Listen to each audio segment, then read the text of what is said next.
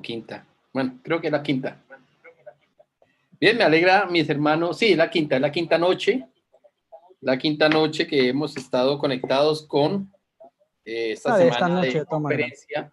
Una semana de conferencia. ¿Cierto, pastor, que es la quinta? Es una de esas noches.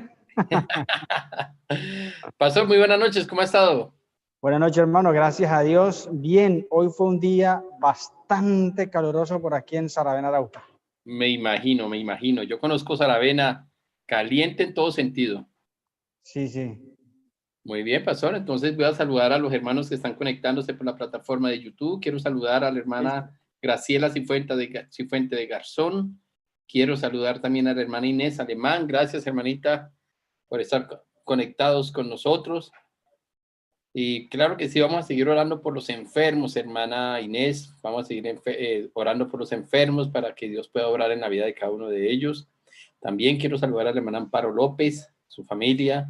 Dios me la bendiga. Quiero saludar a la hermana Estela Charri. Hermana Estela, Dios me la bendiga y que siga ese equipo de trabajo que tiene usted también en ese momento de oración, lo siga bendiciendo a cada uno de ustedes. Miriam Cifuente, bienvenida, hermana, buenas noches, Dios me la bendiga. Teresa López, me alegra que esté con nosotros también.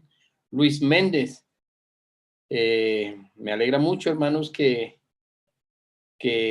ya se esté recuperando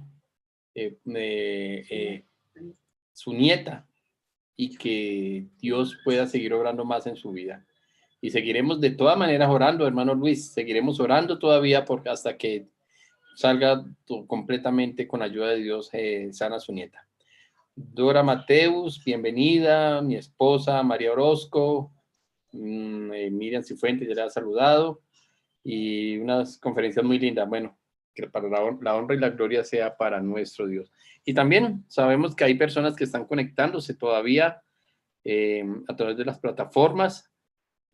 También sé que hay personas que no se conectan o que se conectan pero no dejan su nombre. Quiero saludar a la hermana Rosa Elena, yo sé que está también conectada con estas conferencias, sé que está conectada también con el hermano Tito, también su esposo, hermana Rosa Elena, su hermana, que Dios me los bendiga, y la familia del hermano Enrique, la familia Restrepo. Bueno, sabemos que todos están ahí conectados con estas conferencias. Y quiero saludar por la plataforma de Zoom a la hermana Gloria Jaramillo y a la hermana Victoria. Que Dios me los bendiga grandemente a cada uno de ustedes también, que Dios bendiga sus familias, que bendiga sus planes y que Dios los esté acompañando grandemente. Bien, ¿les parece si oramos para iniciar? ¿Y les parece si oramos también para pedir la bendición del Espíritu Santo, que el Espíritu Santo pueda estar en esta reunión? Los invito a que nos coloquemos de rodillas, los que puedan hacerlo, los que cierren o los que puedan cerrar sus ojos e inclinar la cabeza para que oremos. Oremos. Eterno Padre, que estás en lo alto de los cielos, queremos darte las gracias, porque a pesar de las circunstancias en que muchos de este mundo se encuentra, tú has cuidado de cada uno de nosotros. Gracias porque ha pasado un día más y estamos en nuestros hogares con tus cuidados. Sabemos que necesitamos constantemente de ti y te pedimos que en esta noche tú seas el invitado especial a través de tu Santo Espíritu. Te pido una bendición muy especial por el pastor, para que tú lo unjas con tu poder, con el poder del Santo Espíritu, de tu Santo Espíritu, y que podamos escuchar palabras de lo alto, palabras celestiales. También pedimos una bendición muy especial por aquellos hermanos que se han conectado durante estas noches. Sabemos que hemos aprendido mucho de estos mensajes maravillosos que hemos aprendido durante esta semana de conferencia. Permite que esos mensajes queden grabados en nuestra mente y que podamos aplicarlos a nuestra vida espiritual. Perdona nuestros pecados y permite que estemos preparándonos para tu pronto regreso. Todo esto lo pedimos en el nombre maravilloso de tu Hijo Cristo Jesús. Amén. Amén. Bien, pastor, vamos a colocar el himno tema También quiero recordarles que también están conectada mi familia, está conectada mi nena Viera, también Paola, Zoe, Alfredo Pardo, Jaylee también está conectada con nosotros. Bueno, ahí hay varios. Bien, vamos a escuchar el himno tema para darle el paso al pastor para que tenga esta semana, este tema del día de hoy. El tema que hemos estado colocando, hermanos, se llama Un amigo de verdad. Es un himno muy bonito. Es un himno que dura solamente 4 minuticos, pero tiene un mensaje muy hermoso para cada uno de nosotros. Los dejo con el himno tema.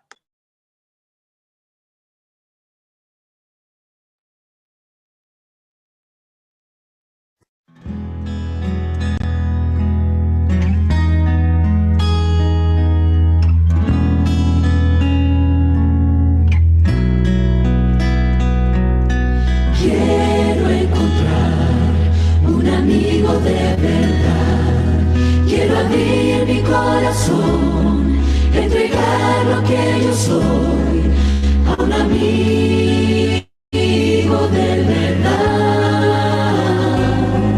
a un amigo que no falle, a un amigo que me apoye, a un amigo muy sincero, a un amigo de verdad, que perdone mis errores, que comprenda mis dolores, a un amigo de verdad.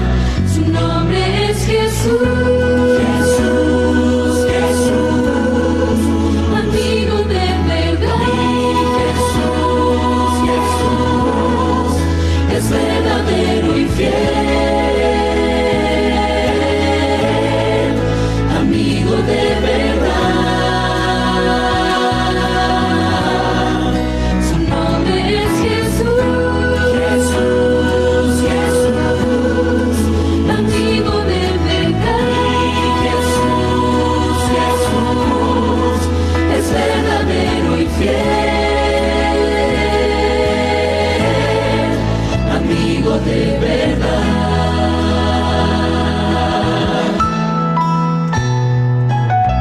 En el ayer, amistad sincera y fiel, ahora soy su seguidor, un enviado de su amor a un mundo en confusión, donde hay guerras sin sentido, donde mueren inocentes, cuando todos se preguntan dónde el mundo va a parar. Quiero yo gritar sin miedo que mi amigo es la respuesta. Abre ya tu corazón. Su nombre es Jesús, Jesús, Jesús, amigo de verdad. Jesús, Jesús, es verdadero y fiel, amigo de verdad.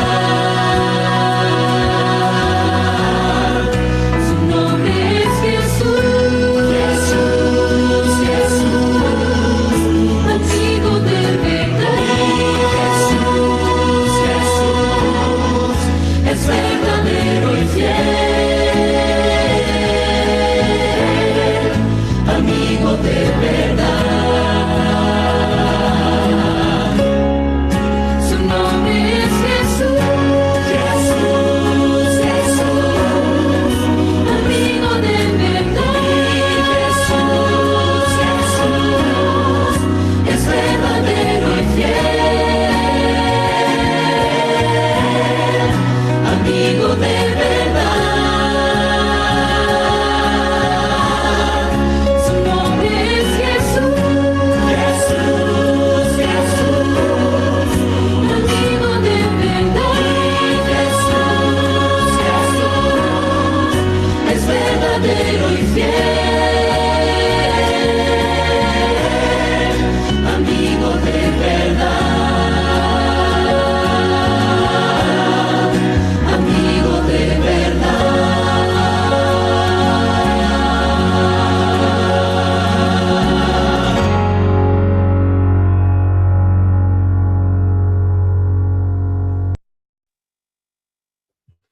Maravilloso canto, amigo de verdad. Su nombre Sí, es Jesús. sí, pastor. Y permítame un segundito, pastor. Quiero comentarle a los hermanos de la pregunta que les dejé anoche. Ah, sí, Quiero solamente un segundito, pastor. tranquilo. Quiero comentarles, mis hermanos, que la Biblia no es clara exactamente en el nacimiento del Señor Jesús, porque si el Señor hubiera dejado una fecha, hermanos, exacta del nacimiento de Jesús, si hacemos un exégesis con los acontecimientos que se presentaron antes del nacimiento, podemos dar cuenta que el acontecimiento de los ángeles con los pastores que estaban con sus ovejas, ¿se acuerdan que los ángeles dieron ese anuncio? Era un momento de verano, un momento donde había un buen clima. Recuerden que para diciembre, como lo maneja el mundo, estaría un tiempo muy frío. Por eso lo que pasa el 24 de diciembre con la Navidad es completamente incorrecto. Y lo que menciona la palabra del Señor está un promedio en ese momento de tiempo verano entre septiembre y octubre, pero no es fijo que diga que exactamente para esa fecha. Ahora, si el Señor le deja una fecha exacta, usted se puede imaginar la idolatría o la adoración que se hubiera presentado de una manera, pues, por eso el Señor es muy cuidadoso con esas situaciones, esas fechas. Eso es que no hay fecha, hermano. Eso es que no se dejó ninguna fecha y la gente idolatra un día, imagínese. Idolatra Ahora, un ¿cómo día. será que Dios hubiese dejado fecha? Ahora, pastor, si el pueblo de Israel comenzó a idolatrar, ¿se acuerda esa serpiente de bronce? La serpiente de bronce que era para evitar que murieran con las picadas de las serpientes, y después idolatraban eso? ¿Cómo sería si hubiera existido una fecha exacta?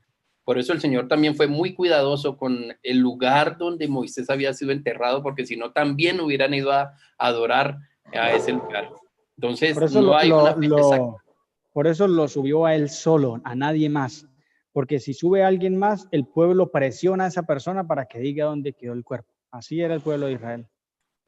Pagano e idólatra. Entonces no hay una fecha exacta que diga, oiga, fue tal, pero según los acontecimientos antes del nacimiento del Señor Jesús, es una fecha en verano, nos está haciendo un buen clima, un buen clima para esos acontecimientos, ese acontecimiento tan importante del nacimiento de nuestro Salvador. Pastor. Sí, señor. El tiempo es suyo, pastor. Muy bien, hermanos, vamos a hacer una oración entonces para iniciar en esta noche. Oramos. Nuestro Dios y Padre que estás en el cielo, gracias te damos por tu amor y gracias porque siempre estás a nuestro lado. Queremos estudiar tu palabra en este momento. Ilumina nuestras mentes para comprender el mensaje, Señor, en Cristo Jesús. Amén. Amén. Hermano, para el tema de hoy tengo algunas presentaciones. No sé si me es posible que me permita compartir pantalla. Listo, pastor. Ya está la manera de poder compartir la pantalla. Ya voy a hacerlo. Entonces voy a compartirles aquí un momentico la pantalla. Está con su celular, ¿cierto, pastor? Sí, señora, aquí estoy desde mi celular.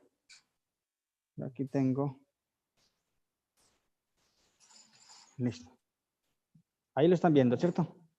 Perfectamente, pastor. Y también lo estoy escuchando bien. Listo, muy bien. Muy bien, hermanos. Dios los bendiga. Bienvenidos a todos. Hoy va a ser un tema muy especial, soportando las pruebas, y Dios tiene el control. Ese es el tema de esta noche. Dios tiene el control de todos los inconvenientes que presenta esta vida. Dios tiene el control sobre todo lo que pasa en este mundo. Por eso quiero compartirles un mensaje muy especial que encontramos allí en la primera carta a Santiago, capítulo 1, versículo 12. Ahí en la pantalla ustedes pueden ver el texto. Dice: bienaventurado el varón que soporta la tentación. Qué interesante el texto, ¿no? Dice: bienaventurado el varón que soporta la tentación. Es decir, bienaventurado viene del término griego makarios, que significa feliz, dichoso, bendito, alegre. Eso significa bienaventurado. Ahora, si el texto me dice que yo debo ser feliz cuando soporto una prueba, que eso se refiere a la tentación o prueba, dificultad, problema, todo eso, y el texto me dice, Santiago me dice que yo debo ser feliz cuando tengo un problema, que yo debo ser feliz cuando tengo una dificultad, ¿Cómo es posible que nosotros seamos felices en medio de los problemas? Santiago está loco, ¿cómo va a decir esto? Eso no es lógico pensarlo, porque cuando enfrentamos problemas es difícil que seamos felices. Pero la Biblia me dice, gozaos, alégrense, felices cuando soporta la tentación. Ahora, si nos quedamos solamente con esa fracción del texto, va a ser ilógico para nosotros pensarlo. Va a ser ilógico para nosotros entender el texto. Va a ser imposible, difícil entender el texto. Por eso debemos leer el complemento, debemos leer lo que sigue. Dice, porque cuando haya resistido la prueba, recibirá la corona de la vida que Dios ha prometido a los que le aman. ¡Qué maravilloso! Entonces aquí ya el texto toma otro sentido, un sentido diferente, y aquí es más explícito, es mejor, y ahora sí podemos entender cómo es que podemos ser felices en medio de los problemas, porque no debemos estar mirando aquí el presente, debemos estar mirando siempre hacia allá, lo que Jesús nos va a tener, esa luz al final del túnel, como dicen algunos, esa luz es Cristo Jesús, esa esperanza que es Jesús. Bienaventurado el que soporta la tentación, porque cuando resistas la prueba, hermano, recibirás la corona de la vida. Tú tienes que enfrentar los problemas de esta vida pensando en que todo es pasajero. Todo lo que soportamos aquí en la vida, todo lo que pasamos aquí en la tierra, es pasajero. Pronto terminará, en algún momento terminará. Y cuando todo termine, entonces vendrá y recibiremos la corona de la vida eterna. Si nosotros pensamos de esa manera, entonces vamos a tomar un sentido diferente a la vida. Y nos vamos a dar cuenta que realmente vale la pena ser feliz en medio de la prueba. Y yo quiero leerles un texto de Elena de White, que es muy especial. Ministerio de Curación, página 373. Ella dice, el hecho de que somos llamados a soportar pruebas demuestra que el Señor Jesús ve en nosotros algo precioso que quiere desarrollar. Qué maravillosa frase. Qué maravilloso pensamiento. Dice, cuando tú tienes problemas, hermanos, es porque Dios está viendo algo valioso en ti. Es porque Dios ve algo portentoso en tu vida. Es porque Dios ve algo de poder, algo maravilloso y quiere desarrollar. Si no viera en nosotros nada con qué glorificar su nombre, no perdería el tiempo en refinarnos. No echa piedras inútiles en su hornillo. Cuando yo pienso y veo la vida de esta manera, entonces voy a ser feliz en medio de la prueba. Porque cuando viene una prueba, cuando viene una dificultad, cuando tengo un problema, me estoy dando cuenta que Dios me está probando, que Dios ve algo valioso en mí, que Dios ve algo portentoso en mí, que Dios ve algo hermoso en mi vida y quiere desarrollar. O sea, estoy siendo desarrollado por Dios. Y hablando de desarrollar, la lección de escuela sabática esta semana habla acerca de desarrollar una actitud ganadora. Y esa actitud ganadora la desarrollamos por medio de las pruebas, las dificultades. En las pruebas es que nosotros desarrollamos nuestra vida espiritual. Dios nos pule por medio de las pruebas. Dios nos pule por medio de las dificultades. Dios nos pule por medio de los problemas. Por eso cuando tú enfrentes un problema, hermano, alégrate porque estás siendo pulido por Dios. Preocúpate. Aflígete cuando no tienes problemas. Cuando tu vida es absolutamente bien, no tienes inconvenientes, como dicen algunos, todo es color de rosa. No, cuando estés en ese estado, entonces preocúpate porque no estás siendo pulido, no estás siendo perfeccionado. Y nadie que no sea perfeccionado, que no sea pulido, entrará al reino de los cielos. Todo aquel que entra al reino de los cielos es porque ha sido perfeccionado, es porque ha sido transformado. Elena de White dice en otro texto, dice que nosotros debemos pulir los defectos de carácter. Dice, debemos pulirlos, porque si no, entonces no podemos ir al cielo. Y el trabajo de pulir nuestro carácter está en nosotros mismos. Nosotros mismos somos los que debemos hacer ese trabajo. Dios nos ayuda por medio de los problemas, por medio de las pruebas, por medio de las dificultades que nos pone. Pero está en nosotros tomar una actitud ante esos problemas. Y esta semana hemos estudiado acerca de esos temas, cómo Jesús enfrentó el problema, cómo los discípulos enfrentaron el problema. Los discípulos se afligieron, los discípulos se desesperaron, su fe se cayó por el piso, porque enfrentaron el problema de la manera inconveniente e inadecuada. Pero Jesús se fortaleció. Y ahí consiste, y en eso consiste la diferencia, en que tú confíes en Dios. Los problemas que enfrentas, querido hermano, son obra de Dios para pulir tu carácter, para perfeccionar tu vida. Ahora, Satanás también te pone pruebas. Satanás también te pone problemas. Tampoco podemos colocarle todo o echarle todo. Mira el caso de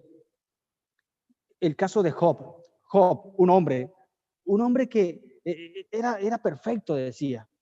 Tenía 4 características este hombre muy especiales: recto, intachable y apartado del mal. Ese era Job, un hombre entregado al Señor. Pero resulta que Satanás se ensañó contra Job y entonces vino y le puso pruebas. ¿Quién fue el que le puso la prueba a Job? No fue Dios, fue Satanás. Dios permitió, pero Dios quería, por medio de eso que Satanás puso, Dios quería pulir, Dios quería perfeccionar más a Job. Entonces Dios se vale a veces de dificultades que Satanás nos pone para hacernos fortalecer, para fortalecer nuestra vida. Por eso es importante, querido.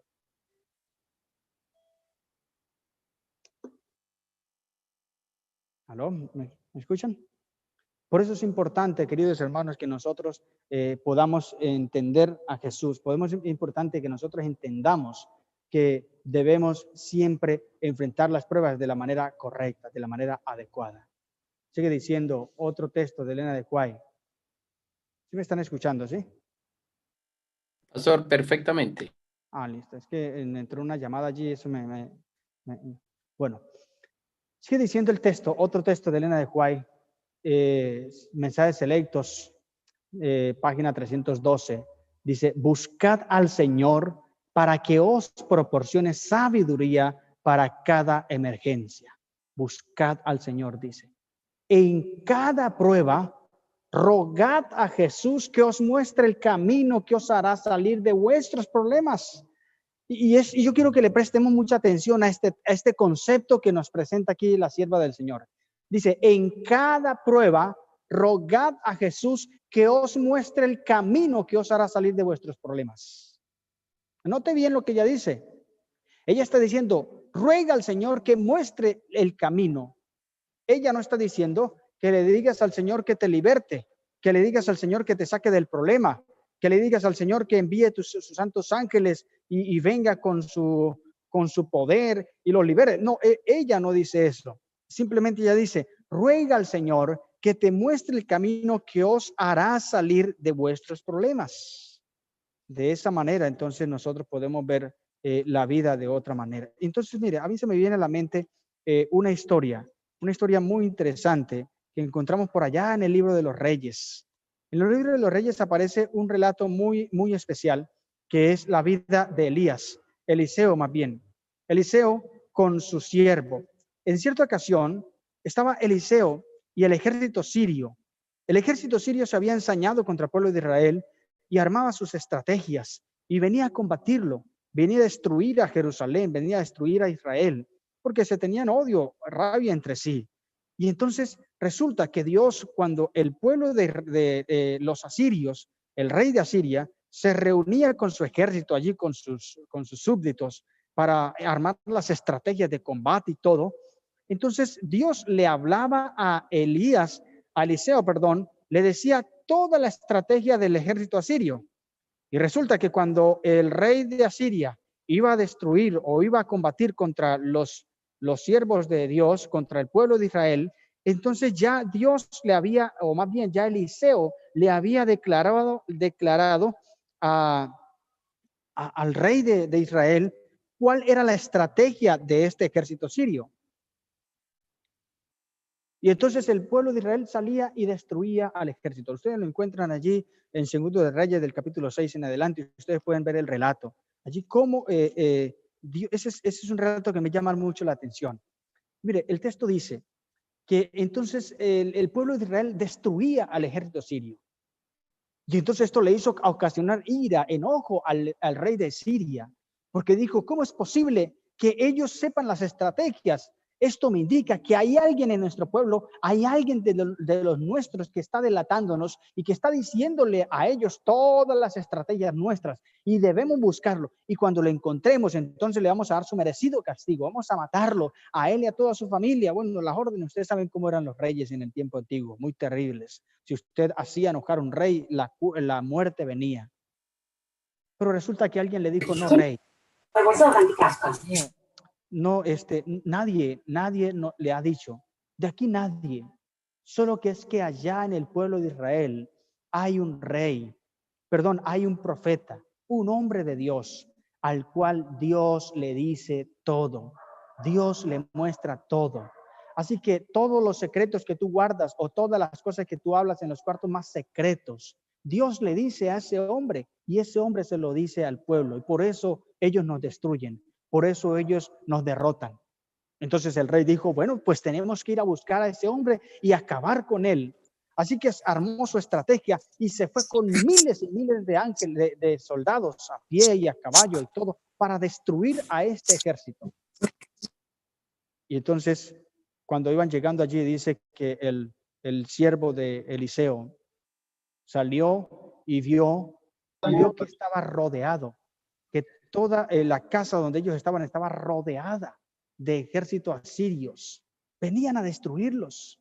En ese momento, él como todo ser humano, porque los seres humanos sentimos temor cuando usted va por un lugar oscuro, tal vez por un lugar temeroso, de pronto siente temor porque es normal como seres humanos sentir temor.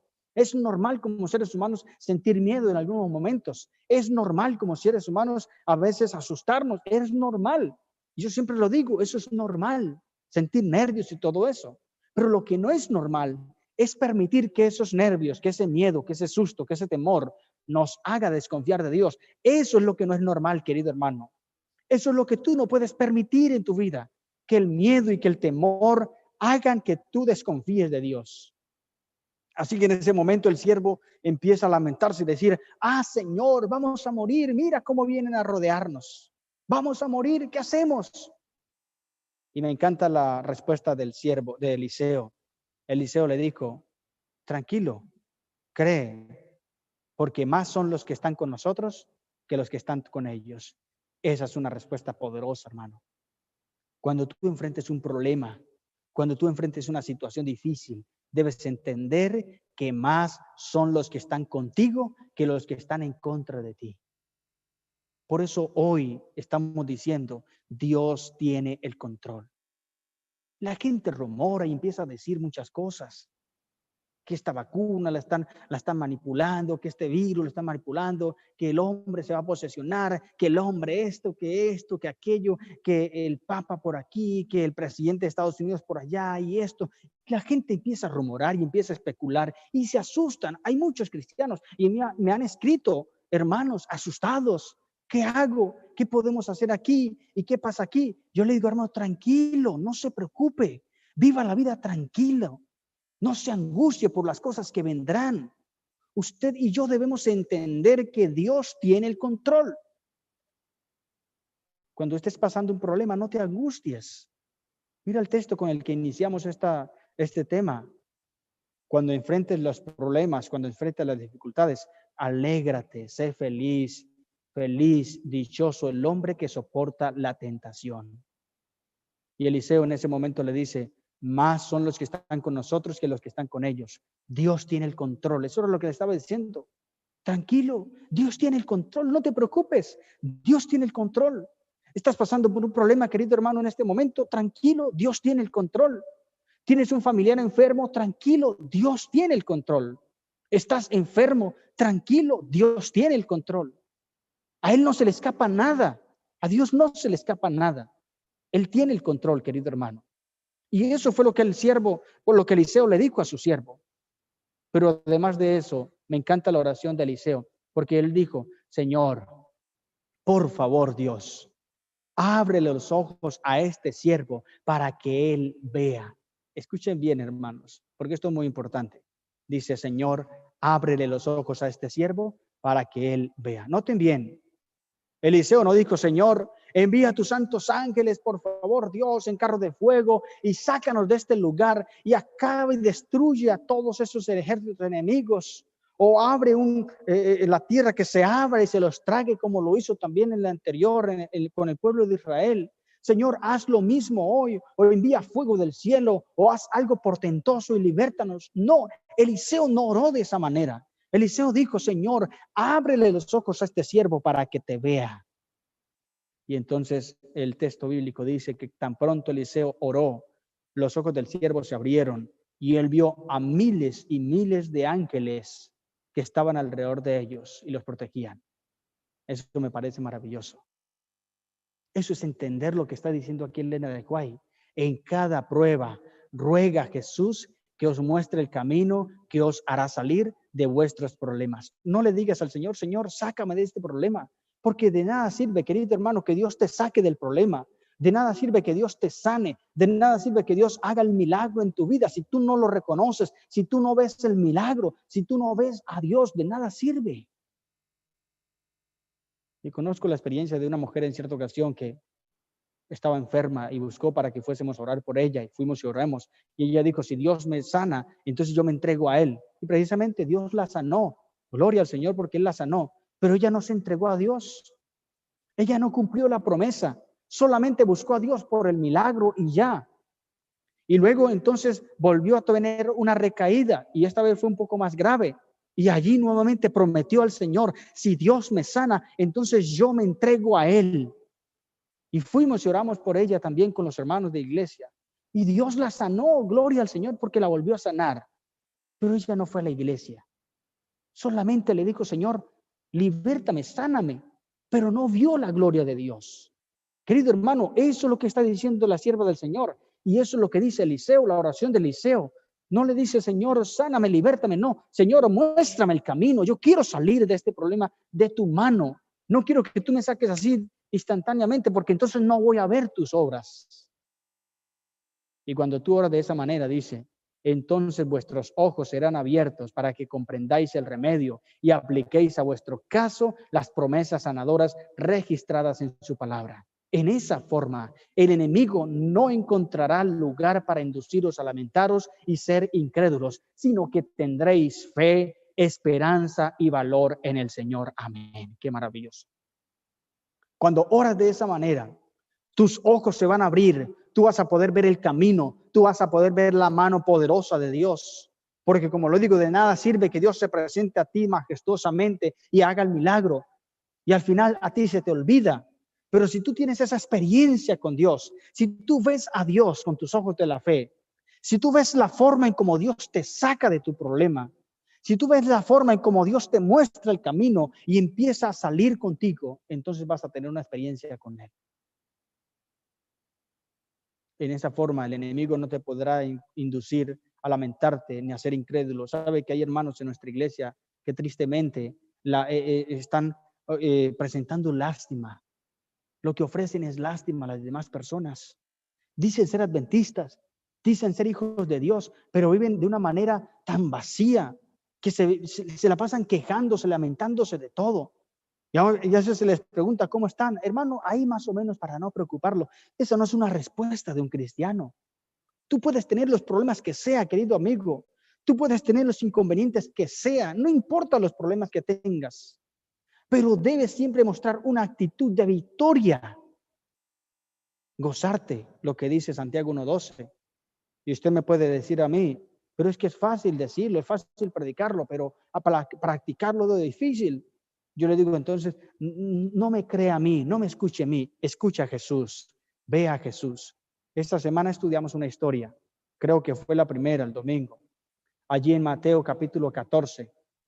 Si ustedes pueden leer el texto bíblico, allí se dan cuenta que el Señor Jesús recibió una noticia bastante dolorosa, bastante triste, una noticia muy dura, la noticia de la muerte de su primo, Juan el Bautista. Y cuando él recibe esa noticia, dice que él se retiró aparte a orar, a llorar, porque le dolió en su corazón.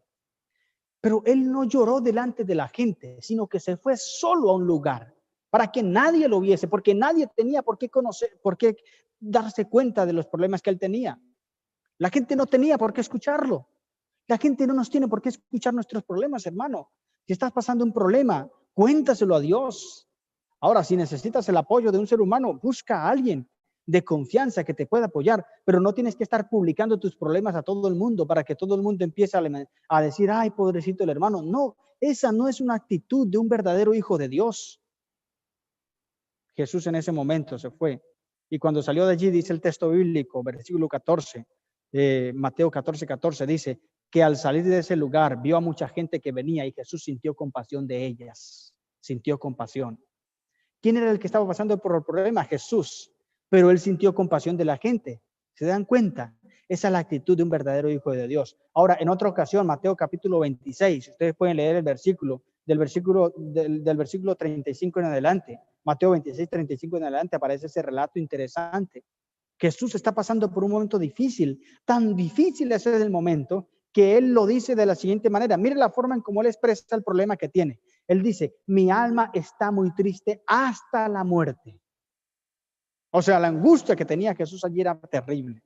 Usted y yo, hermano, no hemos pasado por esa situación, ni siquiera un poquito. Porque tanta fue la angustia, tanto fue el estrés, tanto fue la preocupación, el problema que tenía Jesús, que de su cuerpo botó gotas de sangre. Eso es terrible. Pero si ustedes leen el texto bíblico, Mateo capítulo 26, 35, yo les invito para que lo analicen ahí en sus casas tan pronto terminemos. Mateo 26, 35 en adelante. Dice el texto que Jesús no se entristeció delante de los discípulos. Estaban los 11 ahí, porque Judas estaba ya tratando todo. O sea, fue la noche que vinieron a tomarlo para llevarlo prisionero. Así que él estaba lejos, solamente él estaba con 11. Y dice, dejó a 8 en un lugar. A 8 discípulos. Escuchen bien, vamos a analizar bien la historia. Dejó a 8 discípulos en un lugar. Les dijo, quedaos aquí, mientras tanto voy y oro. Y dice, y tomando a Santiago, Zebedeo y a esos 3 hijos, a esos 3 personajes, a esos 3 discípulos, dice, tomándolos a ellos 3, comenzó a entristecerse.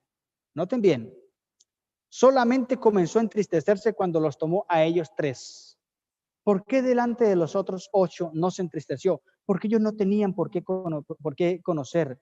Ellos no tenían por qué darse cuenta del problema que tenía Jesús. Porque si Jesús empezaba a expresar sus problemas, quizás ellos no iban a soportarlo. Solamente esos 3 discípulos lo entendieron, porque eran los que habían tenido más experiencia con Jesús, más íntimos. Hermano, tú puedes tener muchos problemas, pero nadie tiene por qué darse cuenta de los problemas que tienes. Tú tienes que siempre mostrar una actitud alegre, feliz. Claro, no quiere decir que no vayamos a tener momentos difíciles. Y ya te mencioné, Jesús estaba triste. Allí en Mateo capítulo 26, Jesús estaba triste allí en Mateo capítulo 14, pero él no demostró su tristeza ante la gente. Ante la gente mostró siempre una actitud de poder, de victoria, aunque por dentro estaba destrozado, porque ese es un verdadero hijo de Dios. Solamente se derrama ante su Padre y ante alguien de confianza, porque también necesitamos el apoyo del ser humano. Entonces, cuando tú le dices al Señor que te abra los ojos, tú no vas a desconfiar de Dios, ni vas a lamentarte, ni vas a ser un incrédulo, sino que vas a tener esperanza, fe y valor en el Señor. Dice otra cita. A ver, la pasé. Bueno, esa era la cita, sí, pero a ver. Dice el versículo 4, Santiago 1:4. Mas tenga la paciencia su obra completa, para que seáis perfectos y cabales, sin que os falte cosa alguna. Amén. Qué maravilloso. Ese es nuestro Dios, ese es nuestro Señor, ese es nuestro Creador. Un Dios maravilloso, hermanos. ¿Estás pasando por problemas, por dificultades, por pruebas? Todos tenemos dificultades, todos tenemos problemas, todos tenemos angustias, todos tenemos momentos difíciles. Pero esos momentos difíciles, pero esos problemas, pero esas pruebas no nos pueden hacer desconfiar de Dios. Debemos entender y tener claro que Dios tiene el control, que Dios es quien controla todo en este universo, que Dios es quien controla todo en la vida, que a Él no se le escapa nada, a Él no se le escapa nada en esta vida. Tenga la paciencia su obra completa, para que seáis perfectos sin que os falte cosa alguna. Qué maravilloso.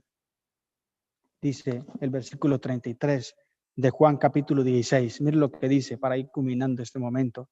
Juan 16:33 dice, Estas cosas os he hablado para que en mí tengáis paz.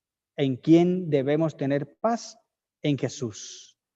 Estas cosas, Jesús estaba hablando, ¿cuáles cosas? Lee todo el capítulo 16 de Juan y te darás cuenta de qué cosas está hablando allí Jesús, de todas las dificultades, de todos los problemas, de toda la tristeza que vamos a enfrentar. Mira los temas que él habla allí en el capítulo 16 de Juan. La obra del Espíritu Santo. La tristeza se convierte en gozo. Yo he vencido al mundo. Y todo eso Jesús se los dijo. Dice, yo todo eso se los digo para que en mí tengan paz. ¿Qué pasas por problemas? ¿Qué pasas por dificultades? No importa. Ten paz en mí. En mí debes tener paz. En el mundo tendréis aflicción, pero confiad, yo he vencido al mundo. Amén. ¿Cuántos problemas estás teniendo en este momento, hermano? ¿Cuántas dificultades? ¿Cuántas luchas? ¿Cuántas veces has llorado? Muchas veces tal vez. Pero es el momento de confiar más en Cristo Jesús. Es el momento de dejar de lamentarnos y quejarnos, y lo estamos haciendo. E ir a Jesús, acudir a Él y tener claro que Él tiene el control. Mira la historia que estudiamos esta semana de este niño que iba en el avión. Él iba en su avión y aunque el avión pasó por una tormenta terrible, él no se preocupó, él no se angustió. Él simplemente confió porque el piloto era su papá, era su padre. Y como él dijo al hombre que le preguntó, yo he viajado muchas veces con mi papá. Y en todas las veces que he viajado, hemos pasado por dificultades, hemos pasado por tormentas, muchas tormentas. Pero mi papá es un excelente piloto y siempre que sale de mi casa me dice, yo te voy a traer sano y salvo. Eso es tener confianza, querido amigo. Eso es entender que Dios tiene el control. Los discípulos en la barca se desesperaron, pero Jesús estaba durmiendo tranquilo porque él sabía que Dios tiene el control. No importa el problema, querido hermano. Debes tener claro que Dios tiene el control. No te dejes afligir por Satanás. Tal vez está hablando para alguien en este momento que tenga un familiar enfermo por esta enfermedad, esta pandemia, o por cualquier otra enfermedad. Debes entender que Dios tiene el control. Tal vez tu negocio está a punto de caer en quiebra. No sabes qué hacer, estás desesperado. Tal vez has pensado en acabar con tu vida. Debes entender que Dios tiene el control. Tal vez tu hogar está pasando por dificultades, por pruebas. Estás a punto de separarte de tu esposa o de tu esposo si eres mujer. Y no quieres acabar con tu hogar porque tus hijos están pequeños. O porque ya tus hijos están grandes, pero tú no quieres separarte de tu hogar, de tu esposo o de tu esposa. Debes hoy entregarle ese hogar a Jesús y entender que Él tiene el control. Cuando tú entiendes eso, querido hermano, vas a confiar en Jesús y vas a confiar en ese brazo poderoso. Mire este siervo de Eliseo. Se preocupó cuando vio el problema, se preocupó cuando vio a los soldados, se angustió cuando vio a todos esos enemigos que venían a destruirlo y dijo, Señor, nos van a matar. Y es normal, porque si nosotros vemos con los ojos de nosotros, los seres humanos, nos vamos a afligir. Si tú ves los problemas tuyos con tus propios ojos, si tú enfrentas tus problemas por tus propios modos, te vas a angustiar como el siervo, te vas a desesperar porque no vas a poder vencer esos problemas. Pero si le pides a Jesús que te abra los ojos y tú veas con los ojos de la fe, vas a confiar en Cristo Jesús. Y en ese momento el siervo confió en Dios. ¿Qué tiene que pasar en tu vida para que confíes en el Señor? ¿Qué tiene que pasar en ti para que aprendas que Dios tiene el control? No desconfíe más del Señor. Hoy decide confiar en Cristo Jesús. Si estás pasando por un problema, dile al Señor, tú tienes el control, Señor. Escribe allí en los comentarios, me gustaría leerlos al terminar. Yo quiero entregarme a Jesús. O dile, Señor, toma el control de mi vida. Dile, Señor, toma el control de mi vida. Dile eso al Señor. Dale el control de tu vida a Dios. Confía en el Señor. Asegúrate en Cristo Jesús. Dile, Señor, toma el control de mi vida. Ayúdame, Señor, a entender que tú eres quien gobierna mi ser. Ayúdame a entender que tú eres quien gobierna mi vida para no desconfiar más. Pero ante todo, dile a Jesús de verdad y entrégale tu corazón, entrégale el control de tu corazón, el control de tus pensamientos, el control de tu vida a Cristo Jesús. Vamos a hacer una oración en este momento, ahí donde está. Querido Padre, gracias, porque tú nos enseñas que en ti está el control de todo. Tú tienes el control, Señor. Y si tú tienes el control, no debemos desesperarnos, no debemos angustiarnos. Aunque no entendamos, oh Dios, lo que suceda, aunque no comprendamos las cosas que pasan, oh Dios, sin embargo, vivimos en paz porque tú tienes el control. Bendice a aquel amigo y a aquella amiga que está conectada allí en Zoom o que está conectada allí, Señor, en Facebook, en YouTube, perdón, Señor. Tú los conoces, oh Dios. Bendícelos, llénalos de tu poder, llénalos de tu amor y permite que ellos tengan una experiencia contigo, Señor. Gracias por este mensaje. En tu mano quedamos en Cristo Jesús. Amén. Amén. Que el Señor los bendiga. Y les recuerdo, lean mucho la palabra del Señor, porque aquí encuentran fortaleza, esperanza, fe y amor. Y van a aprender a confiar en Cristo Jesús. Recuerden, Dios tiene el control. No se angustien, no se desesperen, no se escandalicen. Confíen en el Señor, porque Él tiene el control. Que Dios los bendiga. Amén, pastor. Muchas gracias. Dios me lo bendiga. Acordándome el relato de Eliseo y de su siervo, cuando sale su siervo y ve que todo su... Yo me imagino esa casita en ese campo, pastor, allá en ese terreno, esa finquita donde estaba el siervo y Eliseo. Y yo me imagino que salió en la mañana su siervo a tomar un poquito de aire, y cuando ve que están rodeados de los enemigos, yo me imagino que el susto que se tuvo que haber llevado este hombre. Claro que sí. Y va y habla con Eliseo, y Eliseo con esa tranquilidad que sale a enfrentar esa dificultad, ¿no? Y así debería ser nuestra vida cada día cuando tenemos dificultades, cuando tenemos esa confianza plena en Dios. Debemos esa actitud que tuvo Eliseo allí cuando enfrentó este problema fue la misma actitud que tuvo Jesús cuando estaba durmiendo en la barca. Eran situaciones diferentes, pero la esencia es la misma. Había un problema, estaban al borde de la muerte, pero Jesús dormía. Eliseo también con confianza dijo, tranquilo, no se preocupe, que más son los que están con nosotros que los que están con ellos. Eso es tener mucha confianza en Dios. Exactamente. Y pastor, mencionando el relato de Jesús en la barca, yo siempre me he hecho una pregunta. ¿Qué hizo que Jesús se durmiera? Si había un grupo de personas, cuando uno está en la noche, en una situación, uno habla con alguien o está... o sea, uno casi no, cuando está con un grupo de personas, uno casi no, se la pasa charlando, hablando y le llegan las 2, 3 de la mañana y nada, que se duerme uno. Algo pasó. Lo que pasa es que, hermano, es que recuerde lo que yo le estaba mencionando el día que hablamos sobre ese tema. Jesús, primero que todo, era un ser humano. Él era un ser humano y como ser humano se cansaba. Y aparte de eso, el trabajo que tenía Jesús era bastante agotador, demasiado. Eso quema energía, hermano. Cuando usted todo el día pasa hablando y hablando y hablando y hablando y hablando y escuchando a la gente, reunido un montón de gente. Yo recuerdo cuando estaba en la universidad, que a veces salía al centro a comprar algo o a acompañar a algún amigo. Casi uno no salía ahí a la universidad porque allá para el centro salen los que tienen plata y uno en la universidad apurado tiene ahí para el semestre. Entonces cuando sale al centro es una bendición. Pero nosotros salíamos, cuando yo salía al centro y veía ese montón de gente allá y mucha gentío, yo llegaba con dolor de cabeza a la universidad, o a la casa, cuando era interno, ¿no? Llegaba con dolor y cansado, agotado. Y me dice, ¿pero por qué? Porque el estar con tanta gente, eso agota.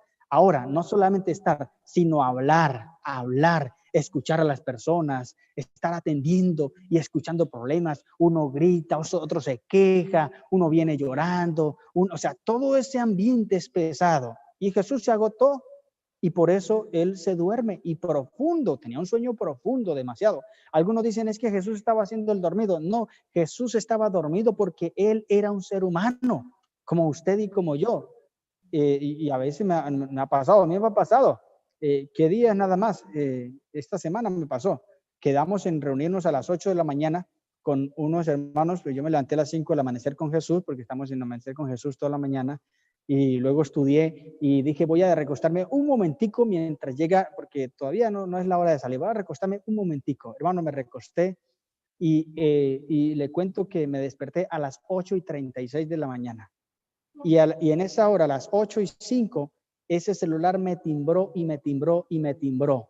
¿Y dónde lo tenía yo? Ahí al lado. Y no lo escuché, porque estaba agotado en ese momento. Entonces, no podemos decir que es que Jesús estaba haciendo lo mío, sino que él estaba cansado porque él era un ser humano. Muy bien, pastor, muchas gracias. Yo creo que cada uno de nosotros debemos tener esa confianza plena en nuestro Salvador. Bien, pastor, vamos entonces a colocar el canto tema y por favor no se me desconecten, pastor. Eso lo hice hace 8 días también con usted. Hace 8 días invité, presentaba a la iglesia el invitado de la siguiente semana. Entonces, hace 8, oiga, ¿cómo pasa el tiempo de rápido, no, pastor? Demasiado, sí. A concluir esta semana de conferencia. Hace 8 días lo estaba presentando usted como invitado y hoy voy a presentar el siguiente. Bien, pastor, vamos entonces a escuchar el canto tema de esta conferencia, de esta noche.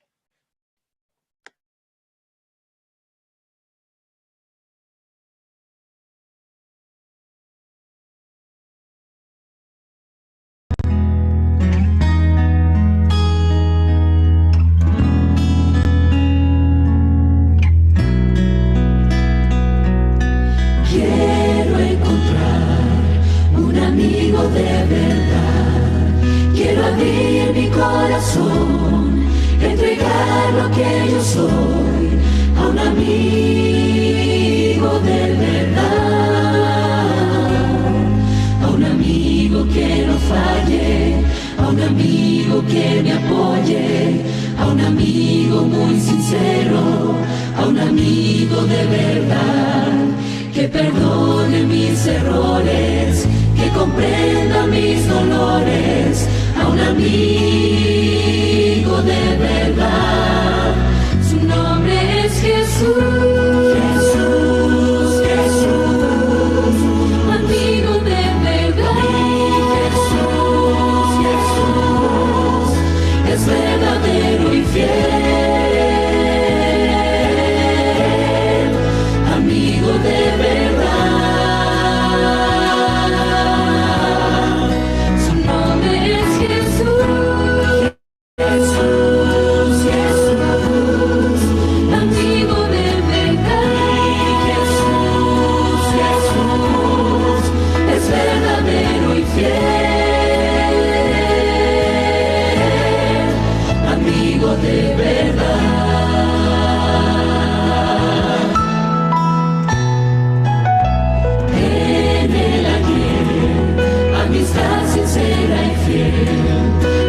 Soy su seguidor, un enviado de su amor a un mundo en confusión,